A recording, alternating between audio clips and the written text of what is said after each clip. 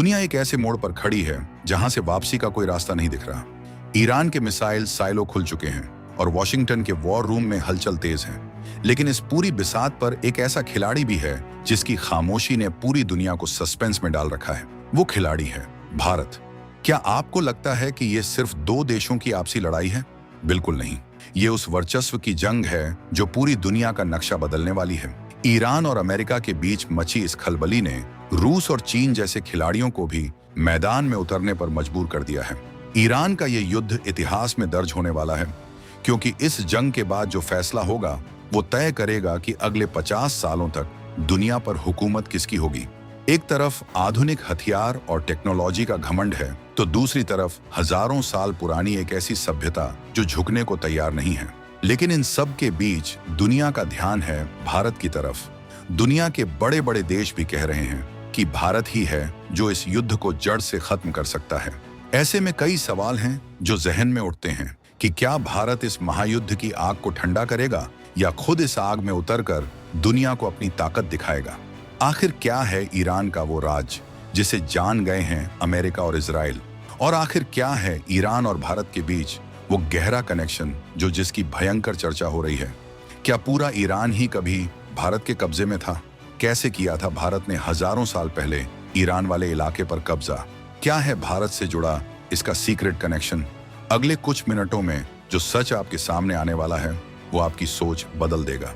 चलिए इस महायुद्ध के गहरे राजों से पर्दा उठाते हैं और समझते हैं कि आखिर ईरान की इस जमीन में ऐसा क्या है जिसने पूरी दुनिया को पागल कर रखा है। आज हम हर उस सीक्रेट फाइल को खोलेंगे जो इस युद्ध की असली वजह है।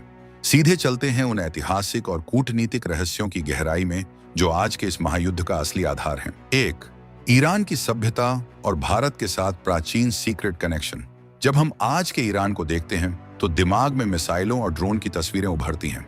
हमें लगता है कि यह अमेरिका और इजराइल से भिड़ने वाला कोई नया और जिद्दी देश है। लेकिन अगर आप इतिहास के पन्नों से धूल हटाएंगे तो एक ऐसा चौंकाने वाला सच सामने आएगा जो बड़े बड़े पश्चिमी इतिहासकारों की रातों की नींद उड़ा देता है।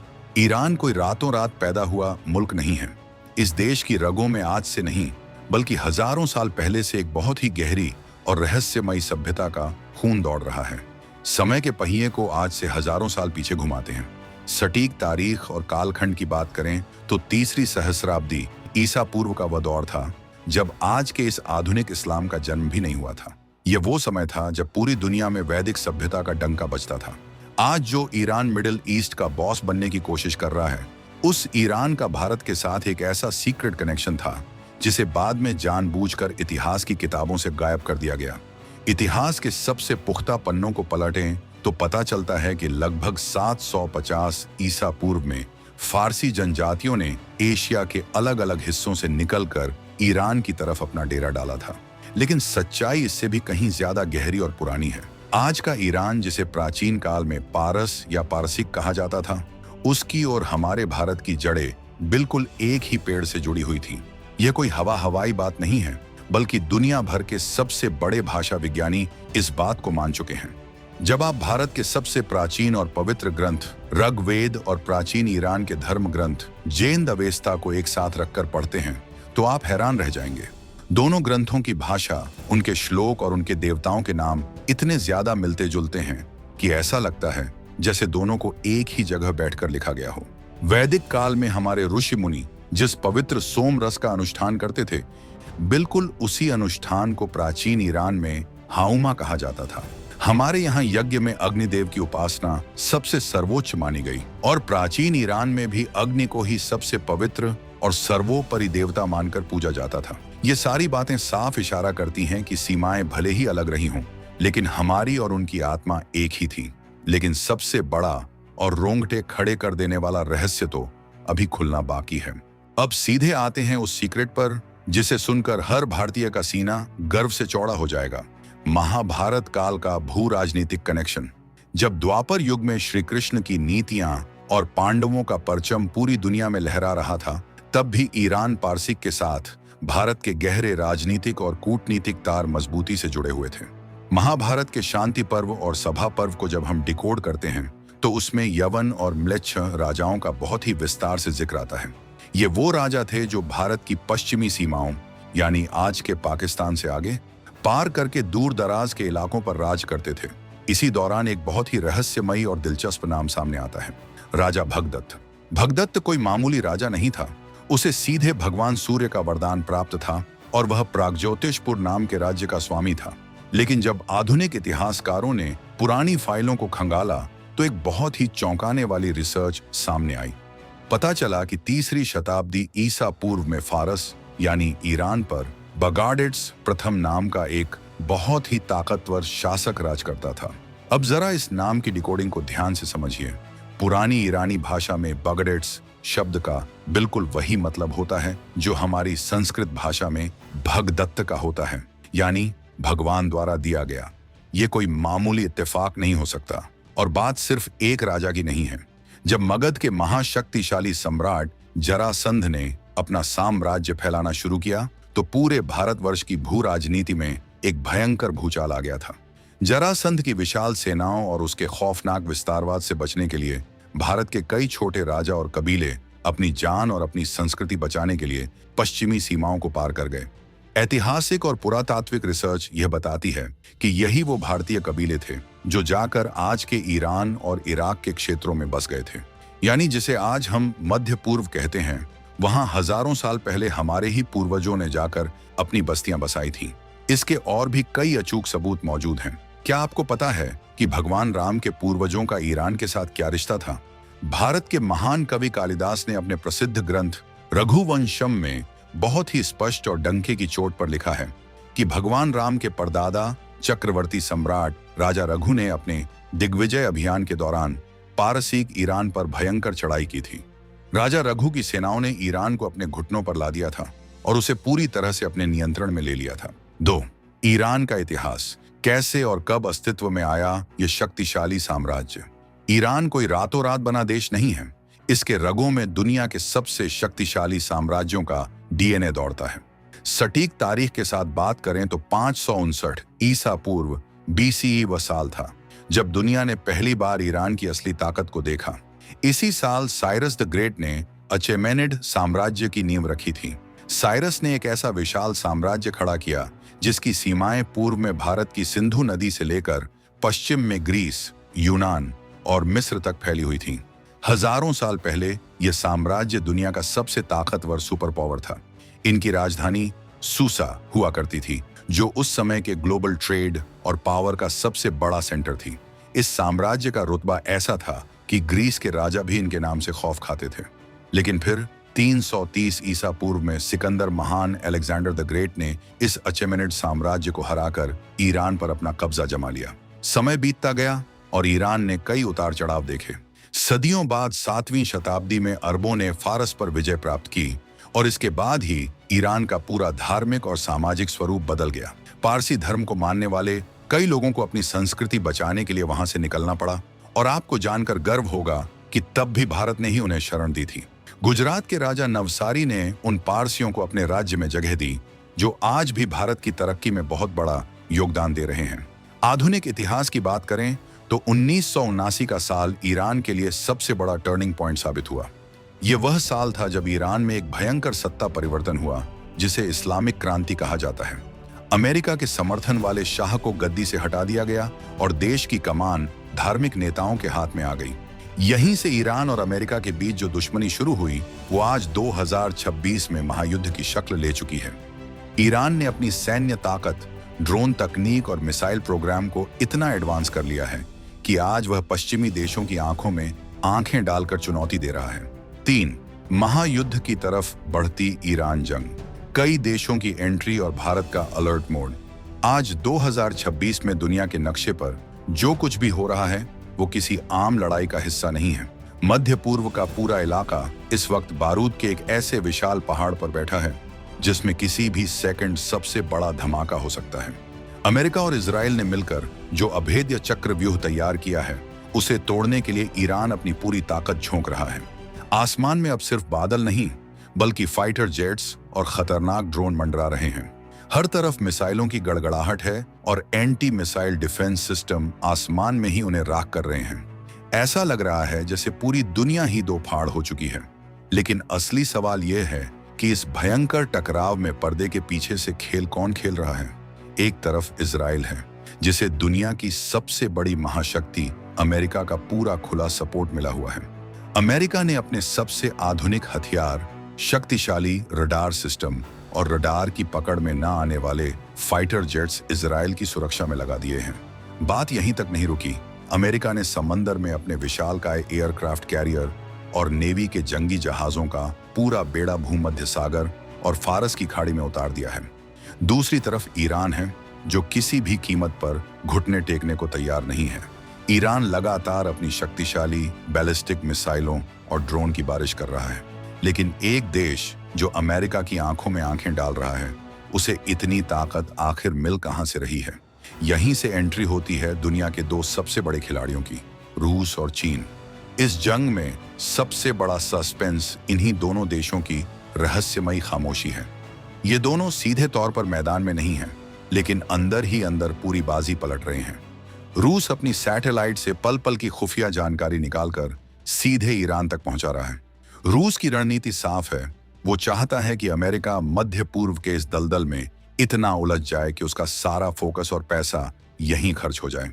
दूसरी तरफ ड्रैगन यानी चीन की चाल और भी गहरी है। चीन अपनी फैक्ट्रियों को चलाने के लिए पूरी तरह से ईरान के सस्ते तेल पर निर्भर है, इसलिए वो पर्दे के पीछे से ईरान की इकोनॉमी को ऑक्सीजन दे रहा है। लेकिन इन सब के बीच एक देश ऐसा है जिसकी नींद पूरी तरह उड़ चुकी है, और वो देश कोई और नहीं बल्कि हमारा अपना भारत है। आखिर भारत इतना अलर्ट क्यों है? भारत के लिए यह सिर्फ दो देशों का आपसी विवाद नहीं है, ये सीधा हमारे घरों तक पहुंचने वाला खतरा है। आज की तारीख में खाड़ी देशों में करीब 90 लाख भारतीय काम करते हैं। ये वो हिंदुस्तानी हैं जो दिन रात मेहनत करके भारत में पैसा भेजते हैं। अगर इस पूरे इलाके में महायुद्ध की आग फैलती है तो उन 90 लाख भारतीयों की जान सीधे तौर पर खतरे में पड़ जाएगी। उन सभी को वहां से सुरक्षित भारत वापस लाना इतिहास का सबसे बड़ा और सबसे मुश्किल रेस्क्यू मिशन होगा। लेकिन बात सिर्फ यहीं खत्म नहीं होती। भारत की अर्थव्यवस्था पर भी एक बहुत बड़ा भूचाल आने का खतरा मंडरा रहा है। वो कैसे? भारत अपनी जरूरत का कच्चा तेल इसी खाड़ी क्षेत्र से भारी मात्रा में मंगाता है।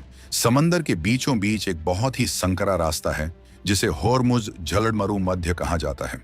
ये वो इकलौता रास्ता है जहां से दुनिया भर का 20% से ज्यादा कच्चा तेल गुजरता है। अगर ईरान ने गुस्से में आकर इस छोटे से रास्ते को ब्लॉक कर दिया तो समंदर में तेल के जहाज जहां हैं वहीं फंस जाएंगे। पूरी दुनिया के साथ साथ भारत में भी पेट्रोल और डीजल के दाम रातों रात आसमान छूने लगेंगे। महंगाई इतनी भयंकर हो जाएगी कि आम आदमी की कमर टूट जाएगी। इसीलिए 2026 के इस अलर्ट और ताकतवर भारत ने अपनी नौसेना के सबसे खतरनाक जंगी जहाजों और वायुसेना को पूरी तरह से तैयार रखा है। विदेश मंत्रालय पल पल की रिपोर्ट ले रहा है। लेकिन इस खौफनाक माहौल के बीच एक और सस्पेंस खड़ा होता है कि आखिर भारत और ईरान के बीच ऐसा क्या पुराना नाता है कि भारत इतनी बारीकी से हर चाल पर नजर रखे हुए है। 4. भारत और ईरान के ऐतिहासिक व कूटनीतिक रिश्ते। कब क्या हुआ? अगर हम भारत और ईरान के आधुनिक रिश्तों की फाइल को खोलें तो यह किसी सस्पेंस थ्रिलर फिल्म से कम नहीं है। भारत और ईरान के रिश्ते कभी भी सीधे या बहुत आसान नहीं रहे। यह एक ऐसा शतरंज का खेल है जो हमेशा जरूरत, फायदे और रणनीति के हिसाब से बदलता रहा है। ना तो हम उनके पूरी तरह से पक्के दोस्त हैं और ना ही हमेशा के लिए दुश्मन। इस रिश्ते की सबसे बड़ी और सबसे अहम कड़ी है चाबहार पोर्ट। यह सिर्फ समंदर किनारे बना एक बंदरगाह नहीं है, बल्कि भारत के लिए एक कूटनीतिक ब्रह्मास्त्र है। आपको जानकर बेहद हैरानी होगी कि भारत और ईरान के बीच इस पोर्ट को बनाने की बातचीत कोई आज की नहीं, बल्कि साल 1973 की है। जी हाँ, जब ईरान में शाह का शासन था तब से इसकी प्लानिंग चल रही थी। लेकिन 1979 में ईरान के अंदर भारी तख्ता पलट हुआ, सत्ता बदल गई और यह पूरा प्रोजेक्ट ठंडे बस्ते में चला गया। लेकिन भारत ने इसे भुलाया नहीं। सालों बाद भारत ने फिर से इस पर पूरी ताकत के साथ काम शुरू किया। आखिर इस चाबहार पोर्ट में ऐसा क्या जादू है जो भारत इसके लिए इतना पैसा और दिमाग लगा रहा है? चाबहार पोर्ट की अहमियत भारत के लिए संजीवनी बूटी जैसी है। पहले अगर हमें अफगानिस्तान या सेंट्रल एशिया के देशों से व्यापार करना होता था तो पाकिस्तान बीच में अड़गा लगाता था और रास्ता नहीं देता था। लेकिन चाबहार पोर्ट बन जाने से भारत ने पाकिस्तान को पूरी तरह से औकात दिखा दी है। अब हमारे जहाज सीधे समंदर के रास्ते ईरान के चाबहार पोर्ट पहुंचते हैं और वहां से सड़क के रास्ते हमारा माल बिना किसी रोक टोक के सीधे अफगानिस्तान और यूरोप तक पहुंच जाता है। उधर चीन ने भारत को घेरने के लिए पाकिस्तान में अपना ग्वादर पोर्ट बनाया था। भारत ने मात्र 72 किलोमीटर दूर ईरान में चाबहार पोर्ट बनाकर ड्रैगन की छाती पर सीधा पैर रख दिया है। लेकिन क्या भारत ने कभी ईरान के मुश्किल वक्त में उसका साथ दिया है? बिल्कुल दिया है, और वो भी ऐसी कूटनीतिक चाल से जिसे देखकर दुनिया भर के बड़े बड़े देश हैरान रह गए थे। जब अमेरिका ने ईरान पर बहुत भारी आर्थिक पाबंदियां लगा दी थी, दुनिया भर के देशों ने डर के मारे ईरान से तेल खरीदना बंद कर दिया था। ईरान का खजाना खाली होने लगा था। तब भारत ने एक मास्टर स्ट्रोक खेला। दुनिया का व्यापार डॉलर में होता है, लेकिन अमेरिका ने ईरान को डॉलर के सिस्टम से बाहर कर दिया था। तब भारत ने ईरान के साथ रुपया रियाल सिस्टम शुरू किया, यानी भारत ने ईरान से तेल खरीदा और बदले में उसे डॉलर की जगह भारतीय रुपया दिया, जिससे ईरान भारत से अपनी जरूरत का सामान खरीद सके। इस एक चाल ने ईरान की इकोनॉमी को पूरी तरह से क्रैश होने से बचा लिया। लेकिन अब एक सवाल उठता है कि जब भारत ने इतना बड़ा काम किया, तो क्या ईरान ने हमेशा भारत का सम्मान किया? यहीं पर इस रिश्ते का सबसे कड़वा सच सामने आता है। ईरान का रवैया भारत के प्रति कभी एक जैसा नहीं रहा। कई मौकों पर तो ईरान ने भारत को आंखें दिखाने की भी कोशिश की है। जब भी कश्मीर का मुद्दा उठा, ईरान के कई बड़े नेताओं ने जानबूझकर भारत के खिलाफ बयानबाजी की। इससे नई दिल्ली और तेहरान के रिश्तों में जबरदस्त कड़वाहट भी आई। ईरान को लगा कि वह इस्लामिक दुनिया का मसीहा बनने के चक्कर में भारत पर दबाव बना लेगा, लेकिन वो भूल गए कि अब सामने कौन खड़ा है। भारत ने ईरान को बहुत ही कड़े शब्दों में समझा दिया कि हमारे अंदरूनी मामलों में दखल अंदाजी किसी भी कीमत पर बर्दाश्त नहीं की जाएगी। तो फिर इतना सब होने के बाद भी भारत अभी भी ईरान से रिश्ते क्यों बनाए हुए हैं? क्योंकि कूटनीति की दुनिया में जज्बातों से नहीं, दिमाग से काम लिया जाता है। भारत ने हमेशा सिर्फ और सिर्फ अपने राष्ट्रीय हितों को सबसे ऊपर रखा है। जब भी दुनिया के चौधरी अमेरिका ने भारत पर दबाव बनाने की कोशिश की कि ईरान से सारे व्यापारिक रिश्ते खत्म कर लो, तो 2026 के इस आक्रामक और आत्मनिर्भर भारत ने सीधे शब्दों में जवाब दे दिया। भारत ने दुनिया को साफ बता दिया कि हमारी विदेश नीति किसी दूसरे देश के रिमोट कंट्रोल से नहीं चलती। हमें जहां से अपने देश के लिए फायदा दिखेगा, हम वहीं से डील करेंगे। यही वजह है कि तमाम दबावों और विदेशी धमकियों के बावजूद भारत ने ईरान के साथ अपनी रणनीतिक साझेदारी को सीना ठोककर बरकरार रखा है। लेकिन अब जो आग मध्य पूर्व में भड़क चुकी है, वो इन कूटनीतिक रिश्तों को किस अंजाम तक ले जाएगी? क्या ईरान की एक गलती उस पर बहुत भारी पड़ने वाली है? 5. अमेरिका इजराइल से ईरान का टकराव कैसे शुरू हुआ और इसकी जरूरत क्यों पड़ी? आखिर वो कौन सी चिंगारी थी जिसने इस पूरे मध्य पूर्व को बारूद के एक ऐसे विशाल ढेर पर लाकर खड़ा कर दिया है, जहां सिर्फ एक माचिस की तीली पूरी दुनिया का नक्शा बदल सकती है? इसकी जड़ें एक दिन या एक साल पुरानी नहीं है। इसकी असली वजह है ईरान का महत्वाकांक्षी न्यूक्लियर प्रोग्राम और पूरे मिडिल ईस्ट पर अपना एक छित्र राज कायम करने की जिद। अमेरिका और इजराइल की रातों की नींद हमेशा से इसी बात ने उड़ा रखी है कि अगर ईरान के हाथ में परमाणु ताकत आ गई तो क्या होगा। अगर ऐसा हुआ तो मध्य पूर्व में अमेरिका की चौधराहट हमेशा के लिए मिट्टी में मिल जाएगी, और इजराइल, जिसे अमेरिका ने इस पूरे इलाके में अपना सबसे मजबूत किला बना रखा है, उसके अस्तित्व पर ही सीधा संकट आ जाएगा। लेकिन क्या यह टकराव सिर्फ हथियारों की दौड़ का नतीजा है? बिल्कुल नहीं। इसके पीछे एक बहुत बड़ा कूटनीतिक धोखा छिपा है। कहानी में सबसे बड़ा ट्विस्ट आता है साल 2015 में। दुनिया के बड़े देशों और ईरान के बीच एक ऐतिहासिक न्यूक्लियर डील JCPOA साइन की जाती है। इस डील का सीधा सा मतलब था कि ईरान अपने परमाणु कार्यक्रम को एक लिमिट में रखेगा, यूरेनियम का संवर्धन नहीं करेगा, और बदले में अमेरिका और पश्चिमी देश उस पर से सारे आर्थिक प्रतिबंध हटा लेंगे। लगा कि सब कुछ शांत हो गया है। ईरान की अर्थव्यवस्था पटरी पर लौटने लगी, लेकिन यह शांति तूफान से पहले का एक बहुत बड़ा सन्नाटा थी। साल 2018 में अमेरिका में सत्ता का मिजाज बदलता है और एक तरफा फैसला लेते हुए अमेरिका इस पूरी न्यूक्लियर डील को फाड़कर रद्दी की टोकरी में फेंक देता है। पूरी दुनिया सन्न रह जाती है। अमेरिका सिर्फ डील से बाहर ही नहीं होता, बल्कि ईरान पर दुनिया के सबसे खूंखार और कड़े आर्थिक प्रतिबंध थोप देता है। ईरान का खजाना रातों रात सूखने लगता है। उसकी करेंसी की वैल्यू इतनी गिर जाती है कि आम आदमी के लिए रोटी खरीदना भी मुश्किल हो जाता है। लेकिन क्या ईरान इस झटके के बाद घुटने टेक देता है? यहीं से ईरान ने एक ऐसा पलटवार किया जिसने इजराइल और अमेरिका के पसीने छुड़ा दिए। ईरान ने पीछे हटने के बजाय एक बेहद ही आक्रामक और खामोश रणनीति अपनाई। ईरान ने सीधे युद्ध लड़ने के बजाय मध्य पूर्व के अलग अलग देशों में अपने प्रॉक्सी गुटों और हथियारबंद समूहों की एक पूरी फौज खड़ी कर दी। यमन, लेबनान, सीरिया और इराक में ईरान समर्थित लड़ाकों ने अमेरिका और इजराइल की नाक में ऐसा दम किया जो सीधे युद्ध से भी ज्यादा खतरनाक था। ईरान ने बिना अपनी सेना भेजे इजराइल को चारों तरफ से एक रिंग ऑफ फायर यानी आग के घेरे में कैद कर दिया। लेकिन क्या इजराइल हाथ पर हाथ धरे बैठा रहा? बिल्कुल नहीं। इजराइल को यह बात बिल्कुल बर्दाश्त नहीं थी कि उसकी सीमाओं के पास ईरान अपना इतना खतरनाक सैन्य जाल बिछाए। इसीलिए इजराइल ने अपनी खुफिया एजेंसी मोसाद के जरिए शैडो वॉर यानी परछाइयों का युद्ध शुरू कर दिया। ईरान के टॉप न्यूक्लियर वैज्ञानिकों और बड़े सैन्य कमांडरों को रहस्यमयी तरीके से निशाना बनाया जाने लगा। साइबर हमलों के जरिए ईरान के परमाणु ठिकानों के सिस्टम क्रैश किए जाने लगे। लेकिन 2026 आते आते यह खामोश लड़ाई अपनी सारी हदें पार कर गई। इस युद्ध की नौबत इसलिए आई क्योंकि अब पानी सिर के ऊपर से गुजर चुका है। दोनों ही पक्ष अब करो या मरो की आखिरी स्टेज में आ चुके हैं। इजराइल अपने देश की सुरक्षा के लिए किसी भी हद तक जाने को तैयार है और ईरान इस पूरे रीजन का निर्विवाद बॉस बनने की कसम खा चुका है। इसके जवाब में ईरान ने भी अपनी बैलिस्टिक मिसाइलों का मुंह सीधे इजराइल और अमेरिकी ठिकानों की तरफ खोल दिया है। ये वर्चस्व की एक ऐसी खौफनाक लड़ाई है जिसमें कोई भी एक कदम पीछे हटाने को राजी नहीं है। लेकिन अगर ईरान ने अपनी मिसाइलों की बारिश नहीं रोकी तो इसका अंजाम क्या होगा? अमेरिका का अगला कदम इतना खौफनाक होगा जिसकी कल्पना ने ही दुनिया भर के रक्षा विशेषज्ञों को डरा दिया है। युद्ध के खौफनाक परिणाम। अमेरिका का पलटवार क्या हो सकता है? अगर ईरान यूं ही अमेरिका और इजराइल के ठिकानों पर अपनी बैलिस्टिक और हाइपरसोनिक मिसाइलें बरसाता रहा तो इस युद्ध के परिणाम इतने भयानक होंगे कि पूरी दुनिया की अर्थव्यवस्था ताश के पत्तों की तरह ढह जाएगी।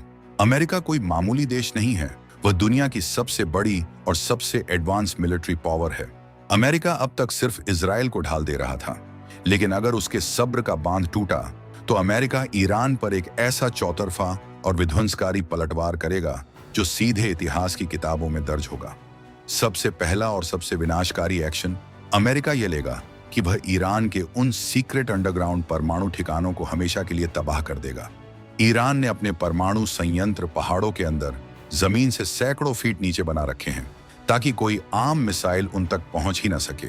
लेकिन अमेरिका के जखीरे में बंकर बस्टर बम मौजूद हैं।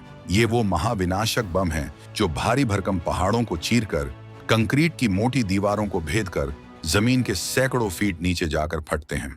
अगर अमेरिका ने अपने B-2 स्पिरिट स्टील्थ बॉम्बर्स का इस्तेमाल किया तो ईरान का बरसों का परमाणु सपना एक ही रात में मलबे में तब्दील हो जाएगा। लेकिन क्या अमेरिका सिर्फ यहीं रुकेगा?